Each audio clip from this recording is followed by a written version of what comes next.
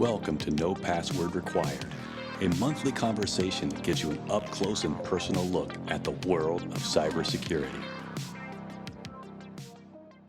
Hello and welcome to No Password Required, a podcast dedicated to exploring the minds and personalities that make up the field of cybersecurity. I'm your host, Ernie Fareeduddin, and with me, as always, is my co-host, Mr. Jack Clabby. This week, Pablo Torres is taking care of some personal business right now, and he'll be back with the show really soon. So, Pablo, we miss you, and we look forward to having you back on the show. On the podcast today, we'll talk with Asim Fareeduddin, the Vice President for IT Security and Regulatory Controls Assurance at the RELX Group. Asim is the guy who is never afraid to take a chance. From stand-up comedy to teaching master's-level students at Georgia State University. He's done it all, including one of his greatest accomplishments, high-fiving Busta Rhymes at the 2006 B.E.T. Awards. And speaking of a guy that always deserves a high five, hello to my co-host, Jack Clabby. Hey, Ernie. Ernie, the high five is something that I've missed along with going to restaurants and going to movie theaters. But I have developed this sort of unnatural, maybe it is natural, this love of fist bumping. Now that, just this morning, I was in a business meeting and just giving out fist bumps, it just feels somewhat cooler than the old handshake. As much as a fan of handshaking I was, fist bump's kind of where it's at now. You know, and it's interesting. It's almost like the fist bump came around at the right time, too. Yeah. You know, it really it wasn't a thing when you and I were kids. You didn't fist bump. Nobody did that. It's kind of a recent thing, and then all of a sudden it came around at the right time, and here it is. Boom! It saves the day. That's right. During a pandemic. What I tried early on to replace the handshake with like a Roman forearm kind of grasp. Yeah. Because technically, then you're not pressing flesh; you're grabbing onto someone's shirt. But that didn't take off the way the way that I wanted it to, and so unfortunately here we are. Yeah. We try not to get too political here at the show, but there's one thing I did want to talk about. There's been a lot of talk about job retraining and what's happening in the workforce now with a tightening labor market. But I have to think that for our listeners in particular, there are some good resources to figure out what's happening in our industry, in the cybersecurity industry, but it has always been a demand field. Yeah. But I don't think it's ever been more in demand now. So if you have or you can get training in cybersecurity, you will get a job, and the job payments the salaries are pretty extraordinary. Yeah. Well, that's always something that's I keep highlighting. It's one of those I call it a durable job too. You're always going to have a job. It's not like you're not tied to or not as tied to quote market forces. There's always going to be, especially nowadays, or for the foreseeable future, you're going to have a job for it. And then, like you said, there are so many different resources out there, including a lot of them are free for different group, veterans, some of the other folks out there. A lot of them. Well, like Cyber Florida does one. I don't want to make a plug for that, but you can check out the website to that. But yeah, current numbers, I want to say, right in Florida alone, it's something like 25,000 jobs are vacant. So we were going to the heat map on cyberseek.org, which is it's affiliated with in a couple of different organizations, including one that spins off from NIST. But it's pretty good data. And it breaks it down by which states have the most job openings, and then you can drill down further into where those openings are. But the career pathway piece shows which level, so entry-level jobs, and it breaks it down, then mid-level and advanced level. And the biggest demand right now is for these advanced-level cybersecurity engineer jobs, and the average salary is $106,000. Yeah. So these are very serious jobs, and it shows a little bit about the pathway you can get there. But it really starts with cybersecurity specialty roles or incident analysts, and it's something that we see all the time when when we, and myself as an attorney, when I'm working on a breach response incident and I'm talking to, whoever it might be, it's a CISO, it's an in-house counsel, and we talk about, well, where are you against where you should be in terms of your staffing? And no one ever says we're fully staffed. I've never heard it. That's something that's interesting. That's always been on my mind. We hear about the critical nature of the vacancies and such, but then there seems to be a disconnect with the ability or the how do I want to say it? Trying to hire the person, meaning that the positions will go vacant for months and sometimes even longer because they're looking for lack of a term, like looking for unicorns. Yeah. So I wonder about the ability of companies, or are they really that averse to growing some in-house talent or building a different pathway to get there? And that's always something I've wondered about. I mean, you can train an in-process worker to do this work. But it's probably better done through a certificate program or through some kind of adjunct work through a college or university. I mean, the way we're going to solve it, there's two people we're thinking about here. We're thinking about the sort of technology worker who's thinking about getting into cybersecurity, and then we're thinking holistically about how you solve the job market issue. And the latter problem, which is close, I know, to Cyber Florida's heart, is this idea of starting it early in high school into college, where you have where you can offer college majors in cybersecurity, or taking some folks who might be on an auditing path and push them into a cyber assurance path. And then also or taking workers who are in a public sector role and are considering retirement and getting them around through private, have them do another 10 years in the private sector. Those are some ways to do it. I think that there is a space for, okay, if I'm a major company and I know I have these openings in my networking group because that's my best feeder to get into the cybersecurity specialist roles or the intrusion analyst roles, what can I don't have the bandwidth. The staff that would have to train those people are the ones who are already overtaxed. So I'm not going to put that burden on them. Where can I send these networking employees so they can get the training so they can be promoted? That's the problem. I don't know the answer to it. Yeah, because that's one of the things I think is always interesting. And this information is dated, but I can remember I went to a conference on cyber workforce. And they had one of the panelists was a private sector person, and his definition of entry-level cyber job means up to 5 years of experience in the technology field. But if you talk about it, but there's a disconnect because when other people say entry-level, they mean 0 to 4, just getting started.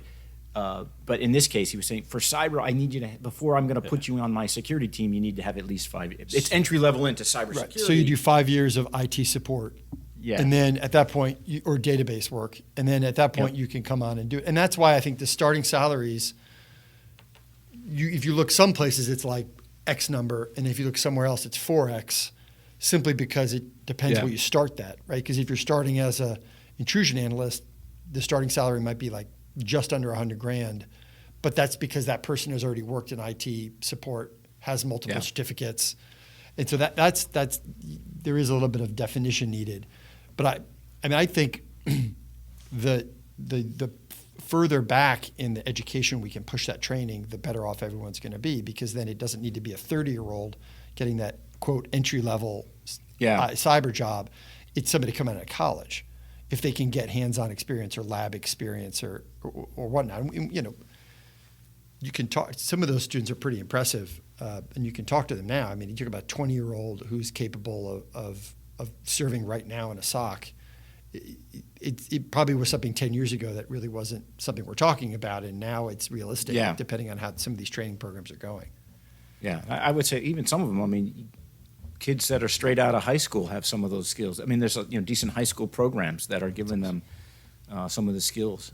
So I think it's in the workforce development side of the house, it's it's got to be on both sides of the equation, the training and the student side, learning what they need to do, but also I think on the employer side, looking at new ways of bringing people into the organization and training them for the critical roles.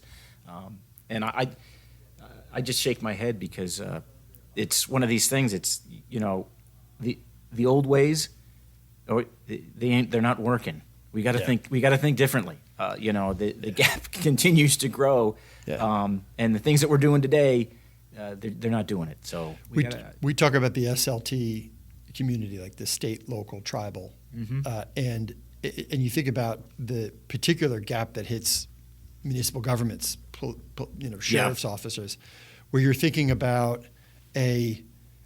already, they have sensitive data, they have critical systems, and they don't have a big budget to pay $100,000 to an entry-level cybersecurity analyst. They just don't have it, but they need that service. So how are they going to get it? Do they piggyback on other organizations? Do they treat those roles as exempt? Is your cybersecurity analyst the highest paid person in the police department? I mean, it is sort of out of whack for what's needed, and I think that's one where centralized resources is one opportunity. Cloud-based opportunities, contracts for third-party providers.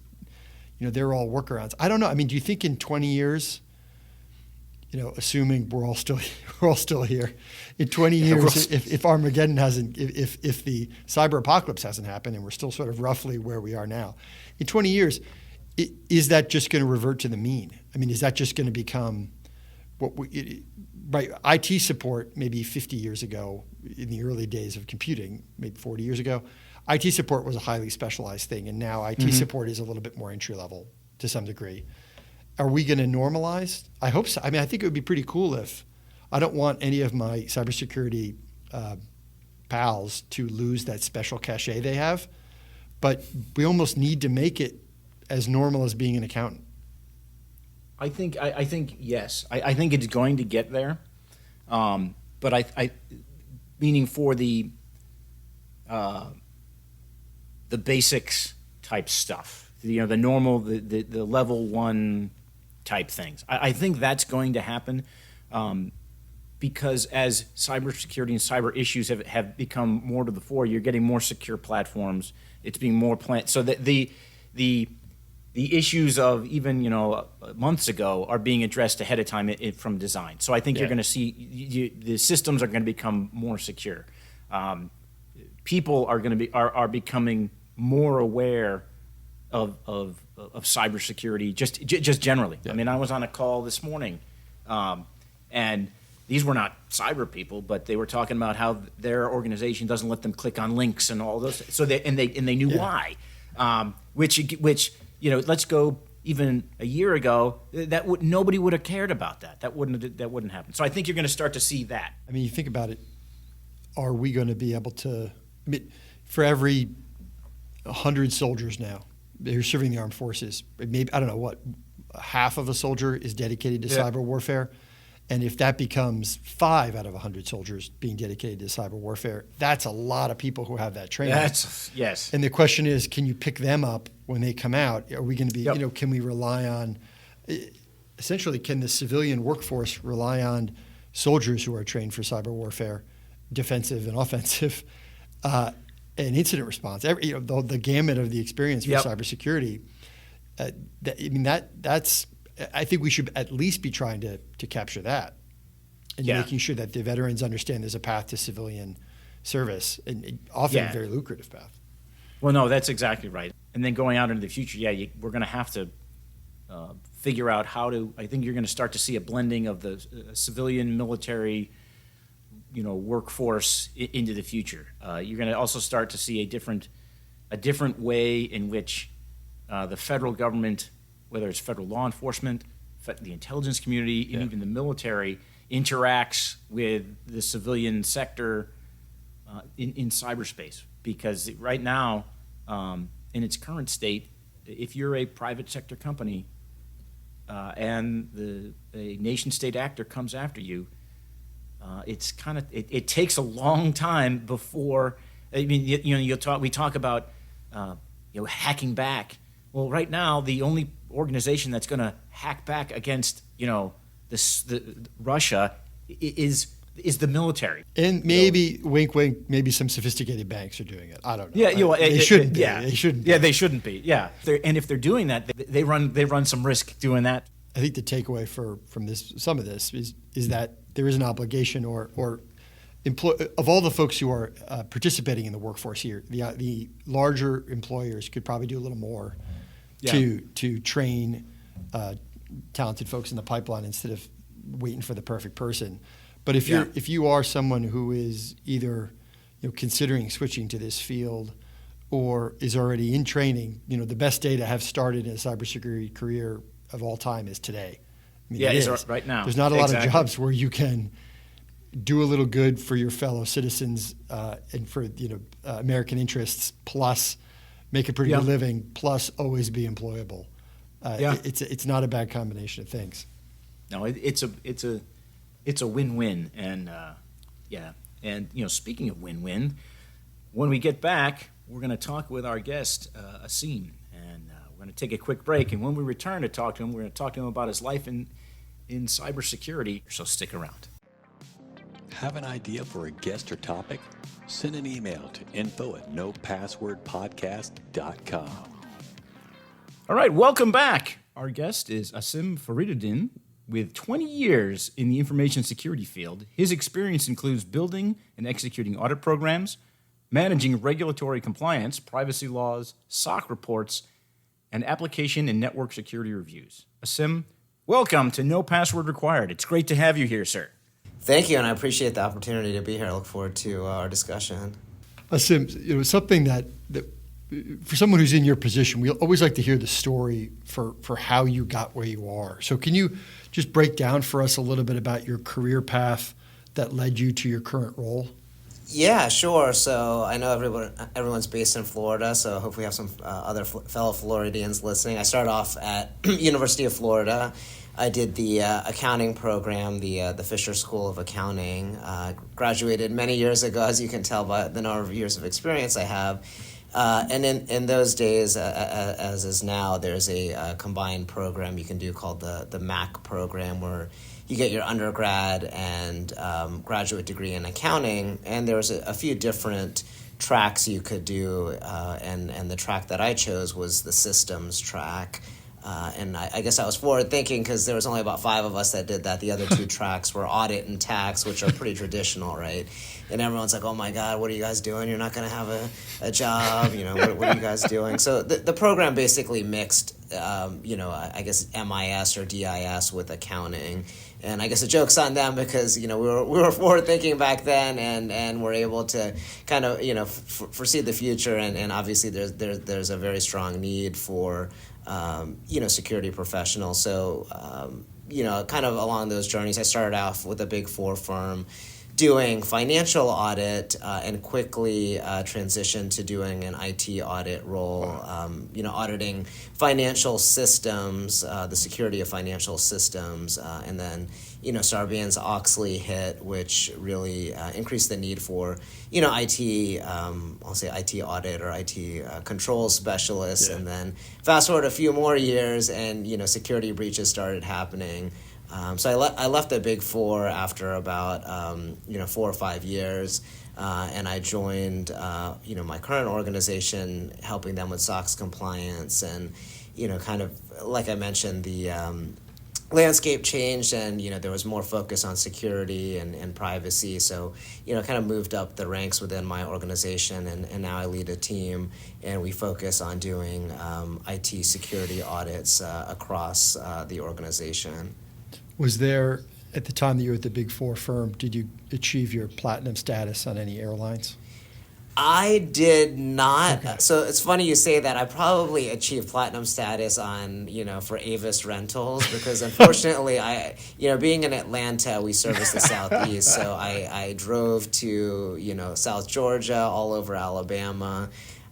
So no, I think I definitely got my my hotel points and my rental car points. So those early years that have set me with all the frequent flyer and points and all that sort of stuff. And it's funny because I haven't really traveled in the last 2 years, and I had to travel recently. I literally forgot how to travel. I'm like, oh, what do I do? I have to take my toothpaste out of my bag.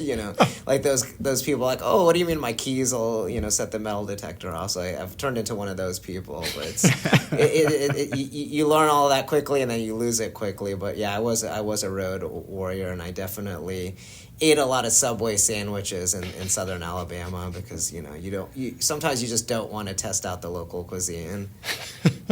So that's interesting. Subway sandwiches in Alabama. That, I think, not to offend any of our folks that live in Alabama, but that may be fine cuisine in that part of the world. Well, if I can go off on a tangent, which I'm sure I've listened to the podcast, so I'm sure there'll be many tangents. So funny story. I was in a hospital. I wasn't in the hospital with a client. I was going to say, was that result of the Subway? No. My client was a hospital, a medium-sized hospital somewhere in Alabama, and I love barbecue. I like Southern food, and I sometimes I like to see what the locals like to eat, and so I asked our client contact there, I think he was the CFO or the controller of that hospital, and I said, hey, I'm looking for something local. I really want to try something unique, that you guys eat often. And he's like, oh yeah, I've got a great recommendation. I was like, okay. So I grabbed my little auditor, notebook, and I said, well, give me the address and directions, because this was, prior to smartphones where you had to print out stuff on MapQuest and things like that. So he's telling me the address. I'm like, and he's like, oh yeah. He's like, it's great. You'll love it. And I was like, oh, okay. I was like, you didn't tell me the name. And I said, well, what's the name of it? And he said, oh, it's called Applebee's. And I was like, oh, you gotta be kidding me. So needless to say, I didn't go there. And I said, I'm gonna have my Subway sandwich. So, Subway is the same no matter where you go, right? So you know what you're gonna get, for better or for worse. Now, it's funny you mentioned that. That seems very, Subway is the same. That seems very apropos in the world of audit and compliance, in that you're hoping that the standards are the same and evaluated across the... Correct. Yeah, I guess they all have the same governance model. So you can get salty meat, and it's going to be the same quality salty meat and relatively the same price wherever you go, and it's not going to make you sick. We're big fans of Budweiser here on the show, and that's what we always say about it is, whatever you think about it, it's really, really hard to get it the same that many times over. Right. Always, it's really something that they're able to achieve that kind of control over the product. I guess all these companies must have, like Six Sigma experts to get it all, it's the same experience. It's like, no matter what Walmart you walk into, you're gonna, the toothpaste is gonna be in aisle 7, and you're gonna get it, so. Is your team now, Asim, that does the internal work, is it also folks who came out of an accounting background, or do you hire from more diverse backgrounds depending on the need? Yeah, so you mentioned diversity, which is something that I'm very keen on, and obviously there's many facets of diversity. So I'd say, maybe 8-9 years ago, I was hiring people that I guess metaphorically looked like me, right? I was in the Big Four. I had a certain degree, so I hired people that had a few years of experience as senior auditors in the Big Four. So I brought them in, and everybody came in at the same level, and they all wanted to be promoted, and obviously you can't have 10 managers all at the same time. So my right hand, my deputy, he again had the same background as myself, and we in the back of our minds, I'm like, well, let's start hiring from campus. And oh no, we have to train these people, they don't know anything. And then after a while, when people started leaving, because not everyone could be a manager, we took a step back and said, hey, this is not working. So we started hiring from campus, and we could kind of create that Big Four model of career progression, right? So we have a few different levels that folks can come into off campus and progress into, and move up the ranks. So we hire folks that have different backgrounds, computer science degrees, MIS, accounting degrees, and we've hired people that have had experience, say maybe as a programmer or as a DBA or worked in QA and then went back and maybe got a master's in cybersecurity or a master's in IT audit, and we've hired them. So we've been very lucky in that aspect. I definitely would like to get some Florida grads here, but our office is in Atlanta, and I've recruited a lot of folks from Georgia State University, where actually I used to teach part-time as well. So it's worked out very well, and we have a very cohesive team and people from all different backgrounds. I actually hired somebody that used to be an Uber driver, and I think in the 60-minute interview we spent 57 minutes talking about Uber. And I think my boss at the time, I think maybe slipped in a question about getting discount codes. So, but no, it was definitely interesting to hear different folks' experience. I mean, talk about being in a difficult situation, right? I think an Uber driver probably has a plethora of that. Tell me about a difficult time. I'm sure they probably have more difficult times than easy times. But yeah. Variable compensation is good. I mean, it's somebody who's worked in a way where they're relying, at least in part, on tips too. Mm-hmm. Tells you something often about how they might perform in an environment with, high demands. No, definitely, and I always tell I deal a lot with college students, and from mentorship and coaching and just my affiliations with various universities, and I always tell students, I said, don't discount any experience that you've had. People say, oh, I was only a cashier at a store, I only did this, only did that, and I said, okay, well, yeah, maybe you weren't running vulnerability scans, but take a step back, and those types of positions might not have given you the technical skills, but they may have given you very real world life skills, as well as communication skills and other soft skills.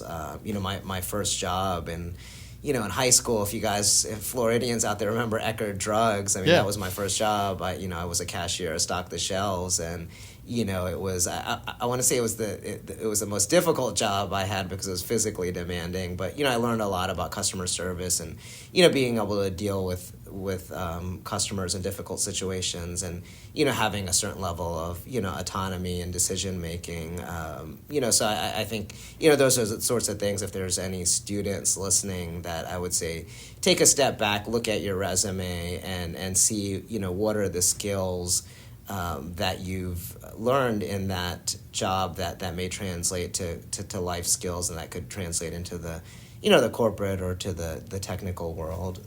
So when you mentioned some of those non-technical skills, what are some of the ones that you look for that you think, if you had to prioritize, to cultivate or to highlight, break that down, to like the next level?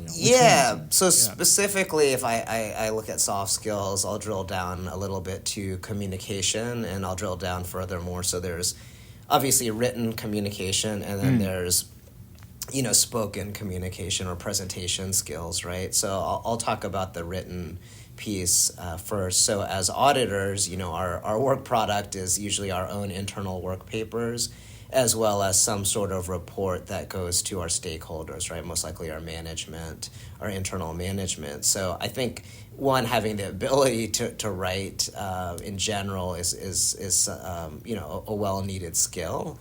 I think we live in an era where we're, IMing, we're texting, we're writing comments on Facebook or whatever. We're writing in little blurbs, so to speak. Maybe email is the most formal communication. And I think as you get out of school, the practice you have in kind of that formal writing, just declines exponentially, right? Just because we're not doing it as much. So, one of the things we ask for is writing samples. So, most folks that are in, a college or university have written, papers on various topics. And we don't ask for something that is specific to, technology. So we've read all kinds of stuff. I've read, papers on video games, on, all kinds of, actually I've learned a few things. Somebody wrote something about their favorite football player, and, those sorts of things. So, we're looking more for the writing style rather than the content. And I think it's important to know your audience, right? So, I tell my staff, if you're writing something that you're, giving to me versus something that you're giving to the CEO or the CFO, it's going to be very different, right? They don't want, 10 pages, 15 pages of detail, whereas, I might want that because, I may get questions from folks above me on, hey, what's the issue, what's going on?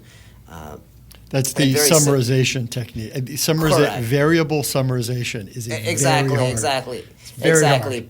Picking the relevant facts, right? So as a C level, if you look at what they would be concerned about, from an audit, it would be okay. Well, what's wrong?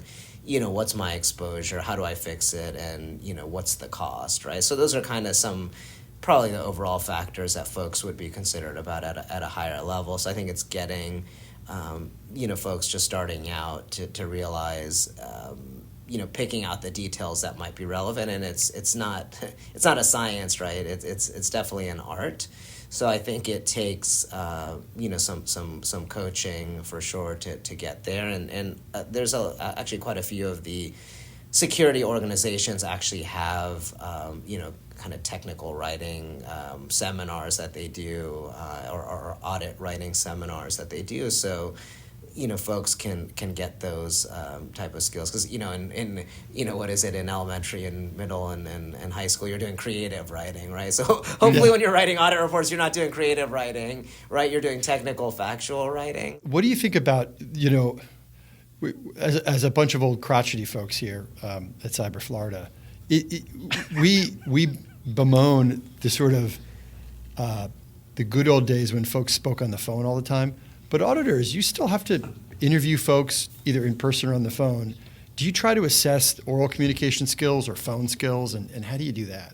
Yeah, so that was actually a perfect segue because that's the second piece of the communication skills, right? It's really the spoken or the presentation skills. So yeah, we definitely look at that. I mean, I think that's maybe even more important than the written skills, right? Because if you don't have those the actual spoken communication skills, you're not going to get to a point to write anything down, right? So yeah, no, it's very important.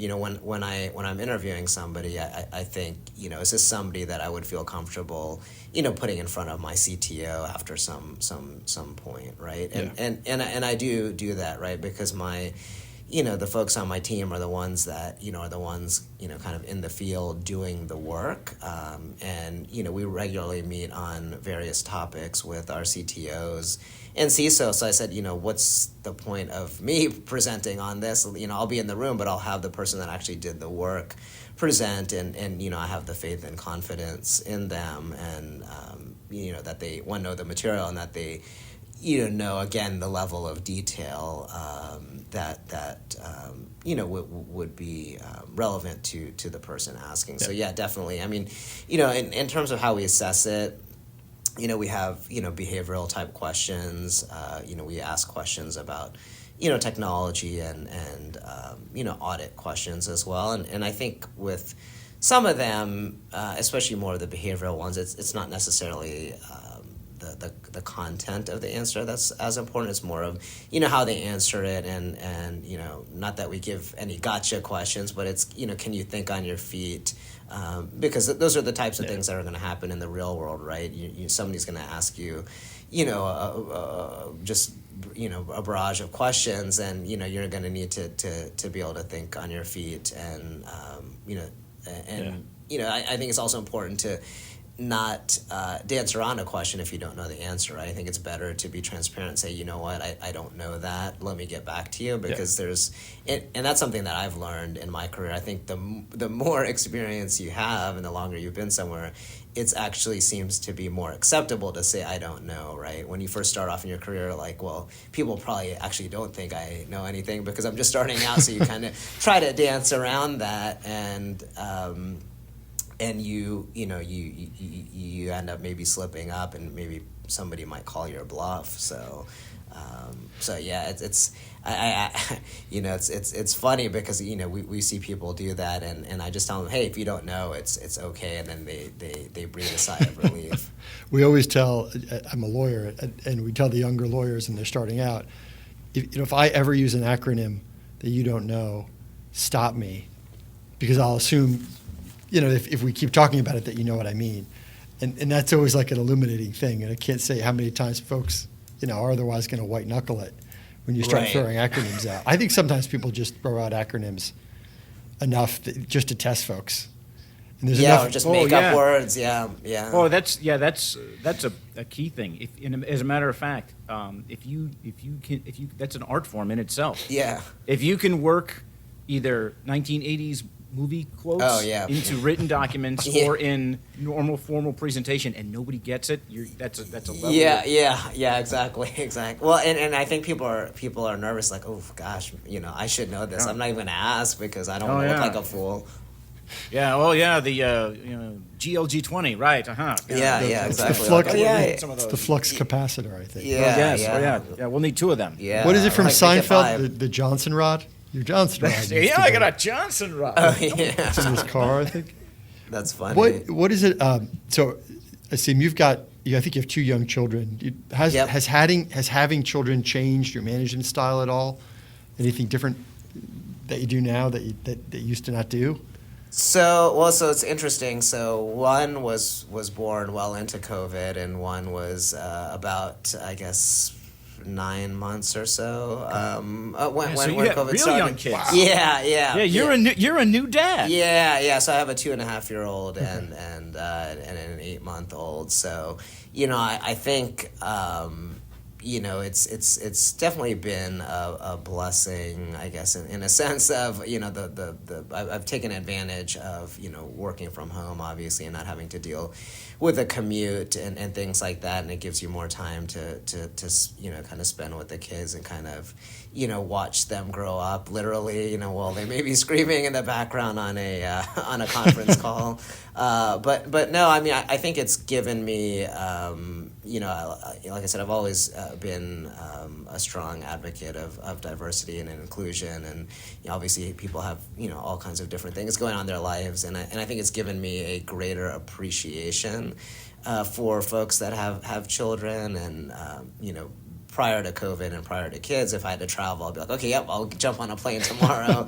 And, now I definitely can appreciate that, there's a lot more planning and juggling that has to happen, when you do have to worry about, childcare or, disrupting your spouse's schedule while you're gone and things like that. So I think it's definitely given me a deeper appreciation of, those sorts of things, or, folks that have to, head out to, go to the soccer game or pick up their kids or whatever. I guess I never really thought about it in depth, because once you're literally in it, in the thick, there's all kinds of things that you would have never realized that you have to juggle around, a work schedule and just a schedule of life in general. So. We always say like that 5 to 7 p.m. hour, where it's just like if you could just not bother people in that 2-hour window, we can be much more efficient on either end of it, as opposed to it's 5:50 and someone's texting something in the line at pickup. And it's like, no, that's a mistake. That's when you're going to make an error. Wait till 7 and we'll figure it out. Right? Yeah, right. Yeah, exactly. We understand that there may be a story about your wife's uncle's skis. So talking about security and controls and consumer PII, personally identifiable information. So.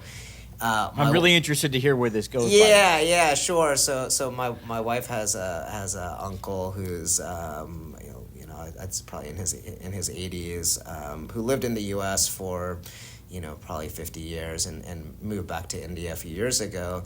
And I think he lived all over the U.S. and I think wherever he lived, one of his siblings ended up being there, and then he kind of moved on to some other place, and then another sibling moved. So he was in Utah for a while, where his younger brother lived. And of course, if you're in Utah and you're Salt Lake City, you're going to go skiing, right? Yeah. So if you're going skiing that much, you're going to own your own skis. So he has a set of, and I found out they're wooden skis because they're that old. And he said, well, if I'm going to leave skis, so he ended up leaving the Salt Lake City area, and he left his skis there. And he said, well, if I'm going to leave my skis at your house, I need to identify them as myself, right? Most people may put a sticker on it, or maybe an address label. So he put his first and last name, I think whatever his new address was at the time, and his social security number and date of birth. So On the skis? Yeah, yeah. I mean, really dedicated to making sure that those skis are hitched to him. Exactly. Yeah. So or he's hitched whoever has the skis. Yeah, That's So, awesome. That is so awesome. so his sister-in-law who still lives in that area in the house, and she's like, what am I supposed to do with these? She's like, I can't get rid of them because they, you can't just, drop them off at the Goodwill or put them on Marketplace or whatever. So, now that I know that they're wood, I said, maybe next time we go over there, we'll just burn them in the fireplace or something. But, but then I don't know if they're that old, maybe they were made with like lead-based paint or something. It's asbestos-based. Yeah. So I don't know. Asbestos binding. Yeah, I mean, you can't even probably spray paint them or anything. That's amazing. In the interest of providing solutions here at the podcast, you know what? The old wooden skis make lovely wall art. Oh, okay. Well, but then you still have to hide the SSN because you could have somebody come over that's maybe a third party service provider. You could have a third party, and you don't know if they've been credentialed, and that's true. You don't know. That's true. That's awesome. So we'll see. Yeah, we'll see. I think if we'll hopefully go out and visit her at some point. And I definitely want. I've never seen the skis. I've heard of them. So I would think maybe legendary skis. Maybe over 50 years they would have just disintegrated. That's like the Navy used to use Social Security number. They just label everything with it. There was an old. My grandfather was in the Navy, and there's an old chest that had ensign, and it was John Clabby, my name, Ensign John Clabby, with the SSN on it. And you just like, this was what I guess back then there was no internet. There was no way to take a mortgage out based on that. Yeah. I guess the fraudsters get they adapt with technology, right? So it's just interesting, obviously, having the mindset of protecting data that what was fine 40 years ago. I mean, heck, maybe even 20 years ago, people were doing that, but now I think most people would probably know not to do that. One other thing we want to ask about is just, I have to ask this as a guy from New Jersey. My understanding is that you, in your youth, had a very sweet sound system, an aftermarket sound system. Oh, yes. That you installed yourself. What do you think it is? Let me ask it in a slanted way. What is wrong with today's youth that they're not doing this as much anymore? That is so funny Right. you say that because that's actually an amazing question. So an aside, I was actually I was born in New Jersey, but pretty much grew up in Florida, and that is my exact sentiment as well. My parents still live in South Florida, and I would like when I would go home. They live kind of on the corner of a major area in their subdivision, and you'd always hear the bass or you'd hear the loud exhaust. Yeah. And over the years, you just stop hearing that, and you literally don't hear. Loud. You hear, car exhaust a little bit, but you do not hear the stereo systems anymore. And I'm deeply saddened by it. And I'm like, I wanted to pull the annual report for like these car stereo companies, and they probably are talking about market forces where their sales are declining because the youth are not, partaking in this sort of activity anymore. No, it's. All of our friends, you'd open the trunk and you'd have some big box in there, and all throughout college, and finally when I bought my own car with my own money in my 20s, and I'm like, okay, you know what, I'm just gonna get the best stock stereo, and then we'll leave it at that. I'm like, I think I'm a little too old. I actually my first job, I still had my Civic from college, and we were driving. Sometimes I'd take my car to Alabama or some of these places if it's a little bit closer. And I think I was with like the senior manager, and we opened the trunk because he needed to put his luggage in there. He's like, "Oh, what is that?" He's like, "Is that a refrigerator?" He's like, "Did you find an appliance?" And I was like, "Oh, that's a speaker." And then I kind of explained to him, and then he's like, "Oh, let me hear it." And I'm like, "Okay, sure." That is awesome.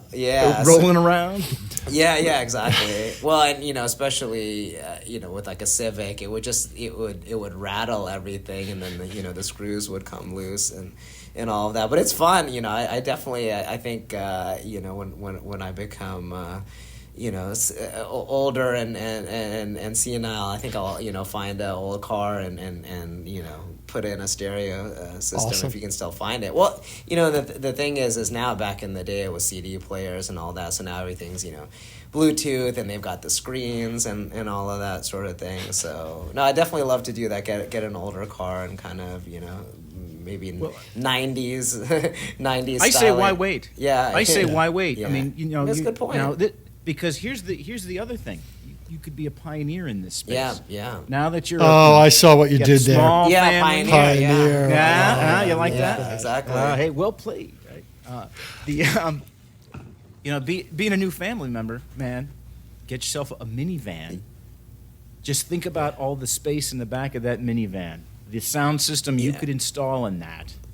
That is an idea. I did see Yeah. a lowered minivan the other day with rims on it. I was like, it didn't look bad. It was all, tinted windows and blacked out tail lights. I was like, this actually doesn't look bad. And you're rolling it, and you're rolling around. Yeah.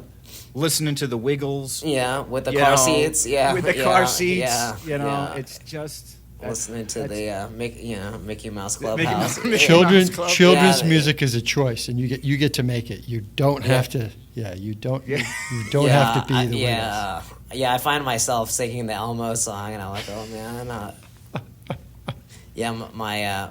My son's at the age now where he's starting to repeat things. So on Spotify, I'm gonna have to slowly switch over to the non-explicit versions of songs. So We listen to a lot of Perry Grip in our house, GRIPP, which is if there's any parents of more like late elementary school, middle school kids. It's worth checking out. That's going to be that's my music recommendation. Well, Jack, I was going to say I didn't Podcast. understand that acronym, so I'll have to ask what it is or that terminology. So I was just going to agree with it, but I said, well, let's go back to a prior I example. love it. Well, we're going to take a short break now, and when we return, we'll have Ernie's lifestyle polygraph. So stay with us, folks. You are listening to the No Password Required podcast. We cover cybersecurity and a lot of other stuff. Okay, welcome back. Asim, are you ready? I am ready. Yes, the lifestyle polygraph. Again, the lifestyle polygraph is a technique utilized by the federal government to assess people's suitability for clearances in the national security realm. However, here on No Password Required, we use it to dive a little bit deeper into the inner workings of your mind. So, without further ado, here we go. It's a series of 5 questions, and the first one, this is, again, these tend to be very intrusive. They oftentimes make people uncomfortable. Number 1, if you were obligated to star in a reality TV show, what type of show would it be? That's an interesting question, Ernie. I won't tell you the type of show. I will tell you actually this specific show because it exists. I think it would have to be without a doubt Pimp My Ride. There you go. Yes. Perfect. And I think I would like to be Exhibit's character because obviously the contestants, if you will, switch out every week. So maybe actually no. I think I'd go on one week as a contestant and see if I could find my old Civic and then have them pimp that ride and then. Have Exhibit's character, the rest of it. I don't even know if the show still comes on, but I remember I was watching it actually years ago, and they actually had Arnold Schwarzenegger on there when he was governor of California, so it was pretty funny. Well, if it's still around, I mean, you got a shot now. Yeah, right? yeah, I mean, yeah, You know? No, I'll have to do that. That was it was just a great self-contained show. It would just It beginning, end, resolution, done. Right? Like now it would be perfect for, I don't know if you can get it on any streaming platforms, but talk about like a bingeable kind of mindless, kind of nice escape program. I would love to watch that show. I have to look into it. Yeah, I was reading, I guess I don't know if it's still on the air, but I think years later there was all these controversy around the show because they said, people's cars, it broke down the next week. They never actually rebuilt the engine, or people messed up the cars even more and submitted them and things like that. So I think I did see there was like the oral history of Pimp My Ride, and they would yeah. And I think they found Exhibit and they interviewed him for that. Oh yeah, who was just fantastic. I haven't seen good. him in a while. I'm hoping he's out there hosting something. Yeah, all right, well, maybe he's getting a degree in cybersecurity if we're lucky. That's right. We need them. We need Pimp my we do. router, pimp my firewall, maybe. Now that's an idea I think we could get behind. Yeah. Pimp my router. Pimp my router. Oh. Jack, your dad jokes are coming. No, that along was today. Asim's joke. Just That was to mine, be yeah. fair. Yeah, there was He a gets scene- oh, credit yeah. for that. I've been Oh, telling yeah, dad, I've been telling dad jokes since I was 15. You got it, man. Yeah. You got that going. Yeah, Well no, played. definitely. Well yeah, played. Yeah. All right, number two. Question number 2. Again, here we are. This can be a little upsetting. What is the greatest toy from the 1980s? I would have to say Transformers for sure. Transformers, huh? Yeah. Transformers. I mean, one is interactive, and 2, they were basically, most of them were cars or some sort of, vehicle, and then you had the cartoon to go along with it, and now you've got the Transformers legacy, so you got multi-generational, appeal. Yeah. I got a question about the Transformers. So this is always kind of something that bothered me, and as a Transformer aficionado, Megatron turns into a pistol. I mean, Optimus Prime turns into an 18-wheeler. Yeah. I get that. That's a big. Yeah. And even if he stands up, this guy turns into the head bad guy turns into a handgun. I mean that fits in your hand. Yeah. And so why doesn't the 18-wheeler just run him over? I guess it's like rock, paper, scissors or something. I don't know. Is it? Yeah. Yeah. Well, and the strange thing is it's not like he's mobile on his own. I mean, I guess he kind of flew through the air or whatever. Yeah, but yeah. You turn into the gun, you just kind of flop over. Laying on the pavement. Yeah, it doesn't make any sense. I mean, an 18-wheeler, obviously you can just barrel through anything. And then that toy was really cool because you had the cab and then you had the trailer, so it was almost like 2 toys in one. Yeah. Yeah. Now, do you think there was a time, on a side note, do you think there was a time when the Transformers toys, I'll call it, jumped the shark? I'll hold my opinion, but when they went from they're cars, they're jets, handgun maybe, but now they're turning into look, it's a Transformer that turns into a building. Yeah. Yeah. Well, yeah, that wouldn't make any sense. Yeah, I mean, maybe. Yeah. And then what do you do if it's South Florida and there's a hurricane coming through? Yeah, because I was thinking about, remember the ones that turned into the dinosaurs? Oh yeah, Dinobots. Yeah. Yeah. Why would you go from being a person to a dinosaur and back and forth? There was a backstory where they were like from the past or something. Yeah. They tried to, I don't know, the term I think is retcon. They tried to write around that, I think, right? Didn't they tried to say that they were here like millions of years ago and then were dormant, and at the time when they set what they transformed into, it was only dinosaurs and not Mack trucks. I could be that could be something I'm making up, but it sounds right. And I think too they're just so big and ferocious that they don't even it's almost like retro power, right? They don't need guns or firepower. They just had their brute strength, and probably just their roars would make people make Optimus Prime drive away. Yeah, exactly. Yeah, I mean, heck, you see a Tyrannosaurus Rex roaming through the streets. Yeah, I mean, I would jump up in my Civic and hightail out of there. Yeah, well, exactly. And you'd have to keep the music down because they're attracted to vibration. They are. That's right. Zigzag, I think. You have to zigzag. Yeah, what is it? Yeah, you can't outrun them in a straight line. Oh, it's like an alligator, right? You have to. Yeah, I don't know if that's an like urban that. legend or if that's actually true. I don't want to test it out and get that close to an alligator, but Yeah. Okay.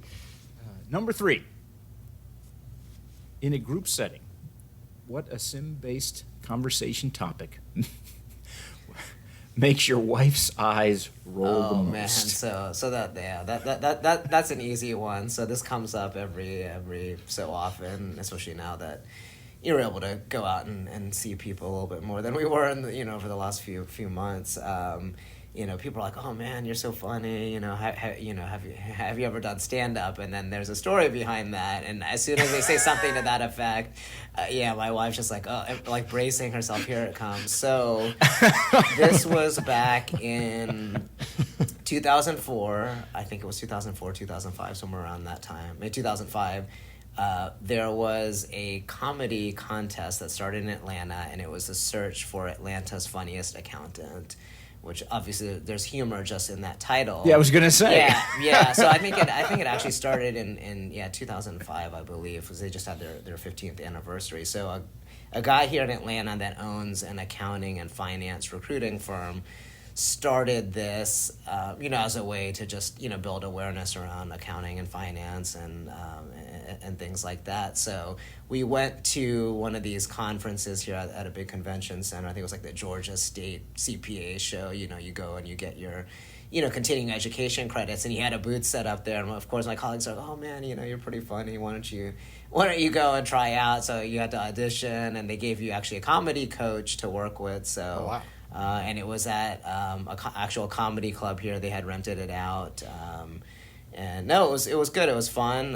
They actually did it. They continue to do it, and I think now it's rebranded as the Search for the South's Funniest Accountants. They have people coming from North Carolina and stuff, and they have a venue here that they sell out that holds 1,000 people. Oh, wow. They didn't do it the last couple of years with COVID. But yeah, as a former as a former contestant, I always get a VIP seat with floor seating. So That's awesome. All right, number 4.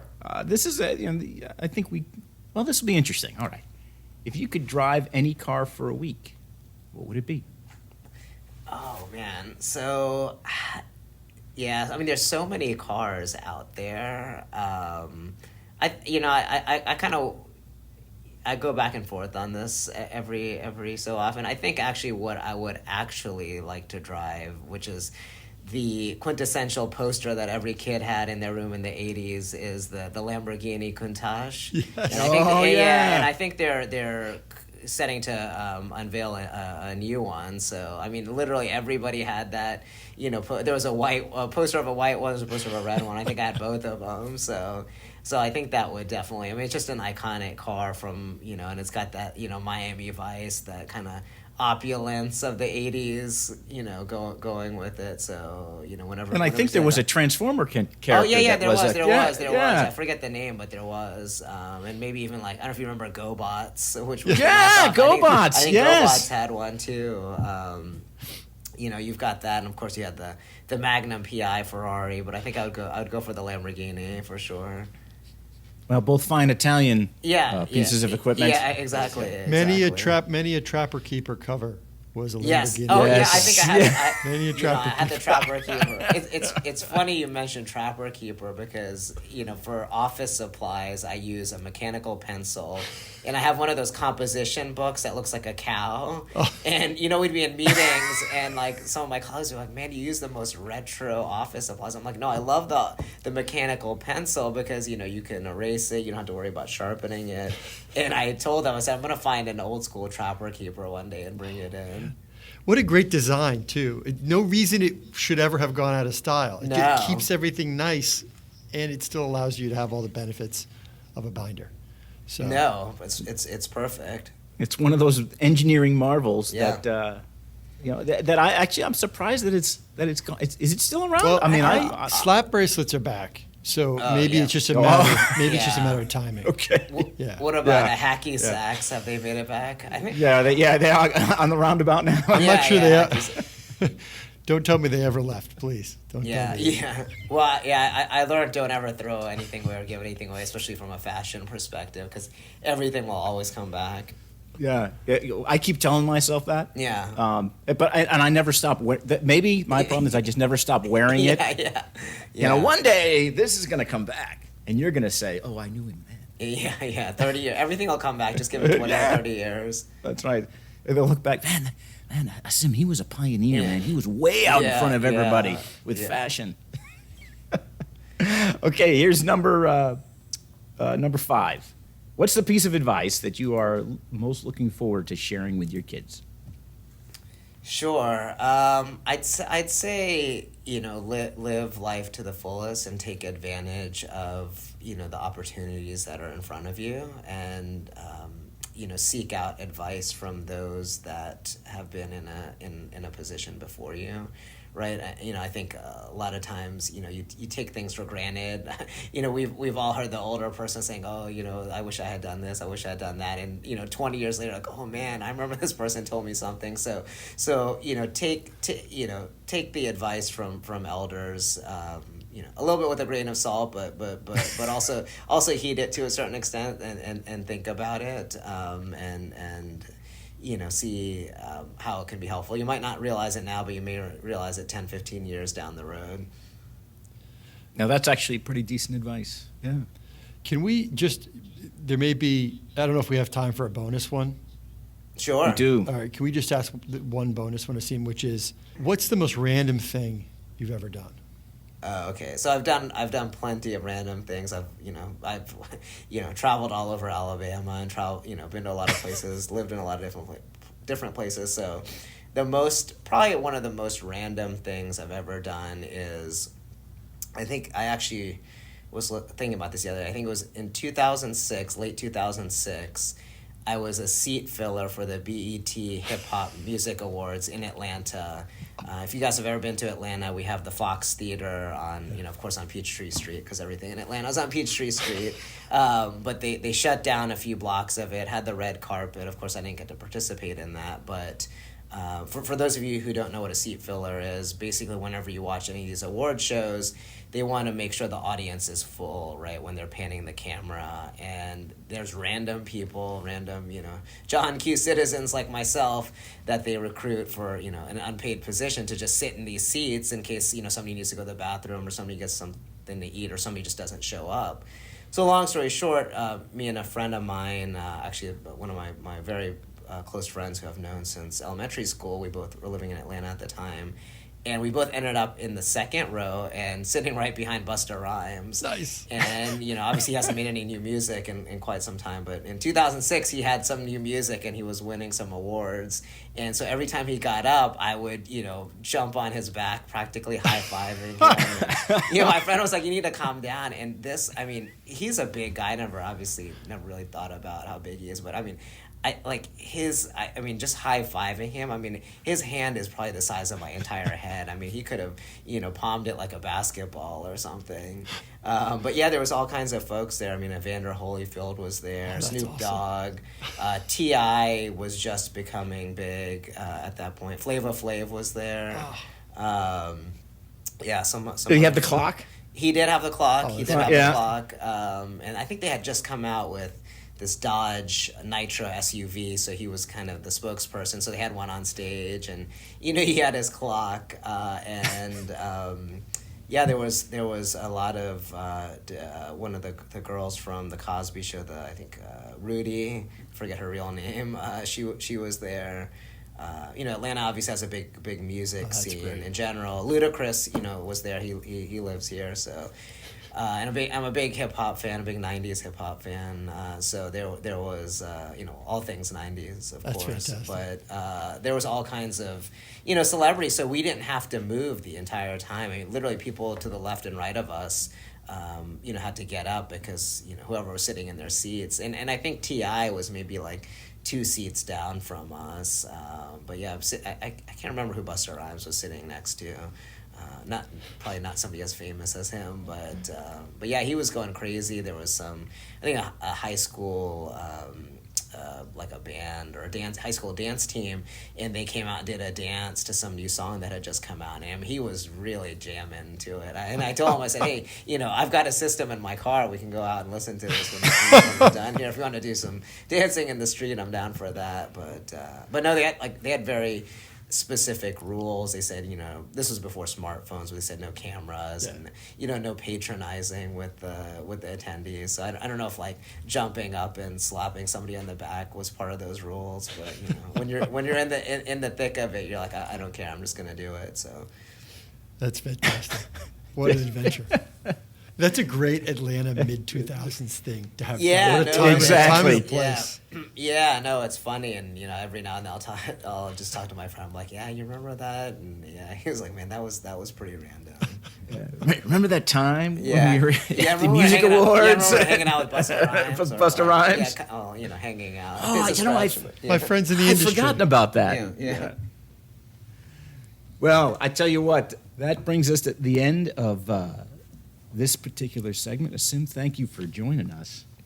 And thanks for participating in this. If our listeners want to connect with you, what's a good way they can get a hold of you or find out more about you? Yeah, sure. So just connect with me on LinkedIn. You can just I'll phonetically spell my last name. It's Fareeduddin.